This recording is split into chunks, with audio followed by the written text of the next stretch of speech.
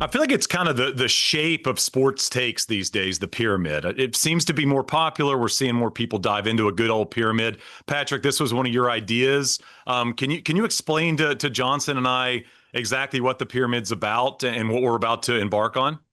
Well, you just have levels, right? We could have kind of inverted it and gone funnel if we really wanted to and wanted to be a little bit different. I think a rhombus could be in our future too if you guys are down. But just think about it. One guy on top, probably your winner, two contenders below, three, four, and so forth. I think we only did four levels today. And hopefully, as this continues to gain popularity, both the show and this segment, we could go as far as we want. We could pyramid the whole field at one point. I wouldn't be surprised if that happens come the Masters. All right, well then kick us off. I want you to start in your little pyramid world, and you could run us through some of the names that you think has a chance to make a little bit of noise this week down there in PGA Tour land. So 2 years ago to this tournament, I made the proclamation that Russell Henley was a top 10 player in the world, and I got laughed off the streets. People were pointing at me, making fun of me, just random strangers coming up to me in the street calling me an idiot. Were you like on the street walking or what? Yeah, walking, driving the Rust bus occasionally, part-time job. Yeah. You know how it goes. And lo and behold, this guy's a top 10 player in the world right now, and top 10 players win the Players' Championship. So Russell Henley is at the top of my pyramid. It's not Scottie Scheffler. It's not Rory McIlroy. And those two aren't even on the second level. Look at this beautiful graphic we have made. Colin Morikawa, Johnson Wagner's been singing his praises. How could he not be on the second layer? Hideki Matsuyama feels like he either contends here or he completely misses the cut. Obviously, the winner here in 2020 as well. So he has that nice little feather in his cap. And then question marks with Scheffler and Rory in the third level. Expect them to contend if they play. Even Scheffler's C game, you think he's going to finish inside the top 15, top 10. Rory, does he even show up? Cameron Young is driving the golf ball great. And then the final level, Ricky Fowler's playing like a top 20 player in the world right now. We know he's obviously won this golf tournament in a different month, but still he's won here. Siwoo Kim from tee to green's an absolute menace. Xander, I'm just too deep at this point. I had to throw him on. I probably would have put Ludwig or someone else there, but I have to at this point. And then Tommy Fleetwood didn't play great at Bay Hill, but I think I needed to fit him somewhere, so I threw him in there as well. So Henley's your guy. I mean, is that your pick? That's where you're leaning into? Okay, he's winning by 4 strokes. Players probably. Championship. You know, Johnson. It kind of. I know that there's been a bit of a shift in terms of who wins the Players, but it feels like historically a Henley type of player would have success here. I mean, you think about how often Jim Furyk was in the hunt. I know he never won at Sawgrass, but how often he'd kind of find himself in the hunt. I mean, Sergio, I think, is kind of a player you could probably lean into. Plays tough golf course as well. Really good iron player. Feels like Henley kind of fits that mold a bit. He does. I mean, an incredibly accurate driver of the golf ball, good iron player. Short game's gotten better, putting's gotten better. He's just so streaky when it comes to that putter, and I feel like a guy of his distance needs to be hotter more consistently with the putter to win around here, and that's why he has been left off of my pyramid. What? Not on That's Johnson's egregious. pyramid. Listen, there's not a lot of spots, Patrick. You can only put a few people on here. Johnson, our graphics department has put together these incredible pyramids, so your turn to dive into the world. Well, I've got Morikawa sitting on the top. I think I did the pyramid wrong, but it looks like our wonderful producer, Josh Molinex, got it figured out for me. But I've got Colin Morikawa. It's a second shot golf course. He's playing some of the best golf of his life. You remember it all kind of went downhill here for him Monday here last year. He's come full circle, and he's back. Chris Gotterup, when you look at the way he's played different golf courses, I mean, winning at Sony, winning the Scottish, winning at Phoenix, he wins on different golf courses, and that's because he can shape it both directions. He can hit it low, he can hit it high, and with his distance, he's not going to have to hit drive golf course.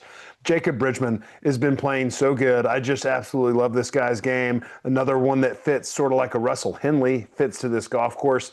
Again, I'm with Patrick on Scheffler and Rory. They're just a little bit down with those question marks, and that's why I've got where he is. I mentioned Gotterup can work at both directions. Akshay does the same, both off the tee and with his iron play, and with the way he's been putting. If he can continue, that'll be amazing. Ludwig Oberg makes my pyramid based on that performance he had at Bay Hill. I'm with you on Xander. He's always got a chance around here. Jake Knapp's been hot, a little bit concerned about the withdrawal from Bay Hill before the tournament started, and I got to put Tommy Fleetwood up there. Morikawa, Fleetwood, Bridgman, Henley, those are the type of players that you think fit TPC Sawgrass. I'm with you. I don't see how Colin Morikawa doesn't win this week. It just feels like a perfect situation and scenario for him. He's atop my pyramid as well, Johnson.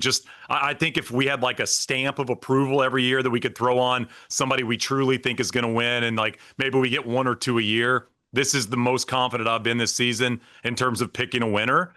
He's atop my pyramid. I think Colin Morikawa is going to get it done. I mean, you kind of dive outside of Morikawa. I've got a lot of similar names there. I think our third row, Johnson, is the exact same. A name I haven't heard from you guys is Min Woo, who I like the way he's playing this year, and I like the way he's played this golf course in the past. I mean, it seems strange that he's played well at Sawgrass, considering not the straightest driver of the golf ball and the fact that distance doesn't really matter around here. But Min Woo's had a top 10. He played solid last season as well, and he's playing some great golf in 2026. So Henley on my list, Hideki's there, of course, the unofficial winner back in 2020. But to me, it's Colin Morikawa's week. I just feel like he's coming in, to Patrick's point, extremely confident, playing great golf. Iron play is exceptional. And I think there's a chance he might win this thing by 4 or 5 shots.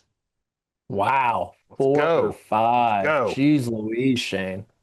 Yeah, I'm into it. I mean, I was a pretty big doubter of this guy, Patrick. You know that. I mean, I would kind of scoff a bit at Morikawa. When are you going to get back into this? Are you still a top 10 player in the world? I think he's flipped the script, man. I mean, I just think the way he's going about his business this season feels like a different player, feels like the player from, 3 or 4 years ago when it felt like he was contending in every major. And he's on that run right now. He's played great at Augusta.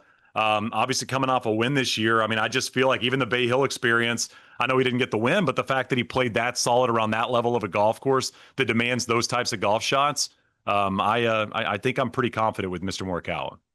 If he was a 1 out of 10 on the scale of like likability and where he was as a golfer at this point last year, remember, this was like kind of the point where he was mad at the media for not following him to the autograph zone, where he was signing autographs after his loss, and to now he was just a completely different person, I think. And, he mentioned how, his kind of trajectory this year, it's a reminder, like one swing thought, one feel, one moment for these guys. That's all it takes for them to return to the top of their game.